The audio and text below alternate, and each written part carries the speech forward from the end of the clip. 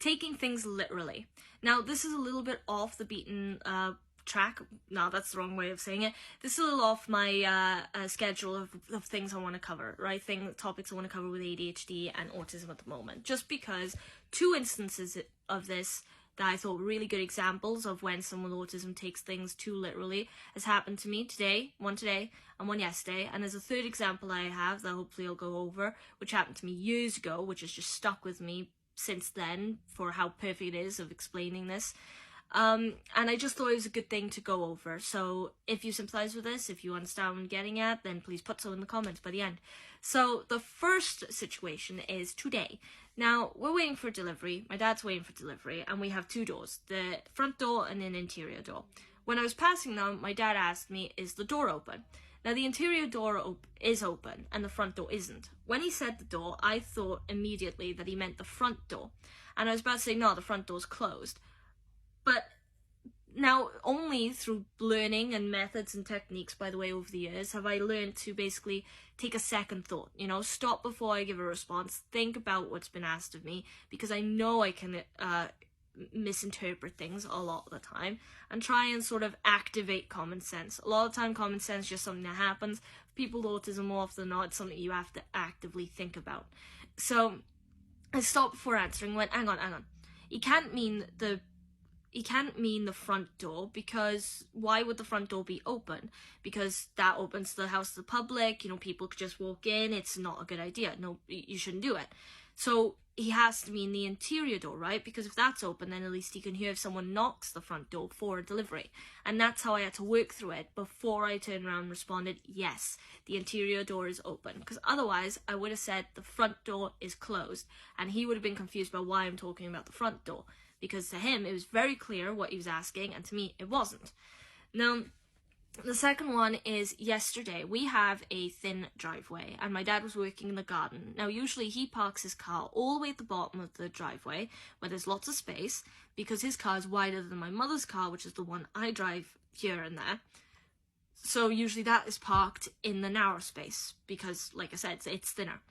So he was working and I had to move the car, and then he turned around and asked me, when I bring the car back, can I park it right at the top of the driveway, which is even thinner, by the way, and makes getting in and out of the car a bit awkward but doable. And I just thought, okay, I will. So when I came back and I saw that his car was all the way at the bottom of the drive. There was no obstructions in the narrow bit of the driveway, and I just did as I was told. I parked at the top. Part of me stopped and thought, hang on a second. He's working all the way at the back at the bottom of the garden, and his car is parked at the bottom. So why do I need to park it all the way at the top? I don't see how it's obstructing anything.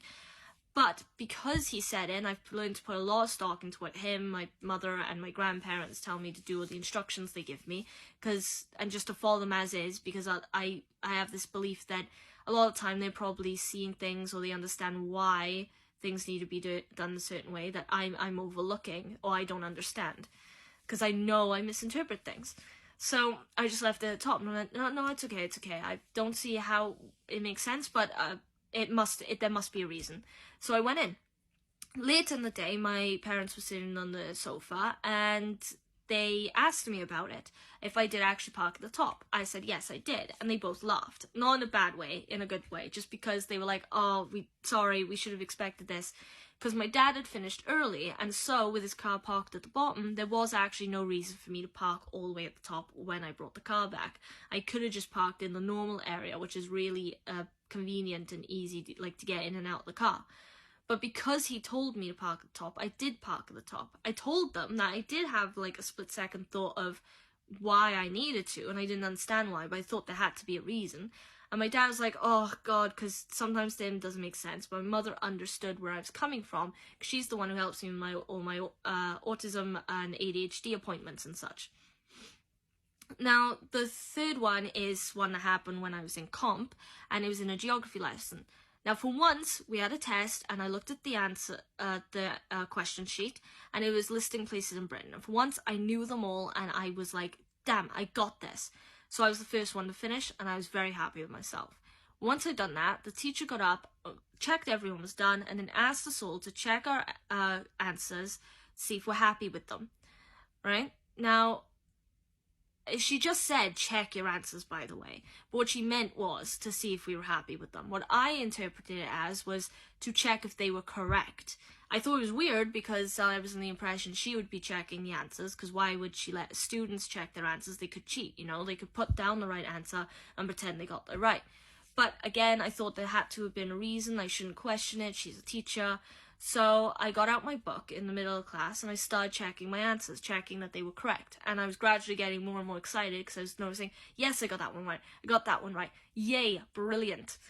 Now, she immediately caught me doing that and she shouted the roof down. Everyone in the class was laughing at me and I had no idea why. I was trembling, I was very emotional, and I felt very backed into a corner at that moment, because as far as I was concerned, I was doing what she asked me, so why this reaction? She asked me what the hell I was doing, I told her I was checking my answers. She again looked at me incredulously and asked me what I was doing, and I said, I was checking my answers, I'm doing what you asked me, you said check your answers. And she thought I was just trying to play innocent when I got really emotional and teary, and she thought I was trying to make an excuse for getting caught, to worm my way out of it, essentially, and she was not gentle either about her opinions on that. And I was feeling very desperate, because I was trying very desperately to explain to her, no, I genuinely thought that you meant check if they're correct. But no one else in the class had started doing what I was doing, so they all knew what she meant. Check if we were happy with the answers we'd put down and we didn't want to change them, not check if they were correct. Her response was, because of the way I was acting and that I was emotional, was to kick me out of the class for the duration of the lesson, which made me feel worse because now I was missing out on learning new things. Luckily, another teacher came by and took me to the nurse when they saw how bad I was, emotionally speaking. And the nurse, understanding my condition and understanding how my brain works, essentially, she understood where the miscommunication came in, and she tried to tell the teacher, so did the others who understood, that I was not making excuse. Yeah, I genuinely was upset because I thought I'd done what I was told and I couldn't understand why I was being chewed out for it. And still, she didn't accept it. She was very, very stubborn, and she was not a great teacher, all in all, to be honest. Lots of students said so. Anyway, looking over that, but those are basically my 3 examples. I just thought they were good examples for situations when people with autism might take things too literally, because clear instructions, very specific instructions, are great. And it's not like people with autism don't have common sense. It just takes a minute for their common sense to activate. Well, like I said, sometimes you have to actively think about it. Think about what makes sense or what might make sense. Because it's not an initial thing. It's not an impulsive thing that your common sense just comes in, does the thinking for you. You go, all right, I get what you mean.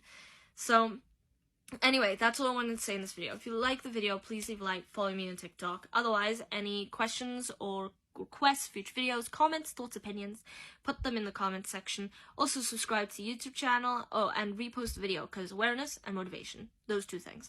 Now, I am feeling really giddy today, in a really good mood, so I'm totally in a writing mood, so I'm gonna go do that, and hopefully I'll see you in the next video. Till then, bye!